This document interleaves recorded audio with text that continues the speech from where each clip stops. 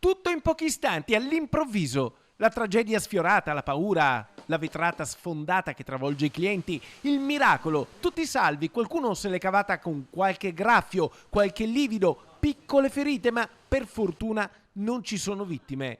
Siamo a Vicenza, nel trafficato Viale dal Verme, in questa pasticceria che poco prima delle 11 del mattino è frequentata da diversi clienti, si vivono attimi di panico. Un forte botto, un grosso SUV urta alla vetrina che cede e cade addosso a due uomini e a una donna che in quel momento stanno bevendo un caffè al bancone. E io ero qui, ho sentito la botta e sono corsa a tirare sul vetro perché c'erano dei clienti sotto.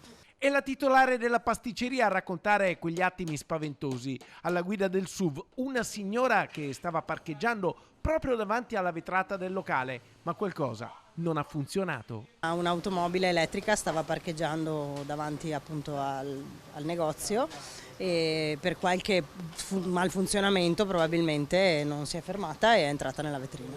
Ma la signora che stava guidando era in panico, poverina, era in stato di shock, è corsa anche lei a vedere cosa fosse successo perché la macchina doveva fermarsi e non si è fermata. Viene lanciato l'allarme, sul posto arriva un'ambulanza del SUAM 118, uno dei 3 clienti viene portato in ospedale in codice giallo, ma per fortuna nessuno appare in gravi condizioni. Già nel primo pomeriggio si procede anche alla riparazione della vetrata.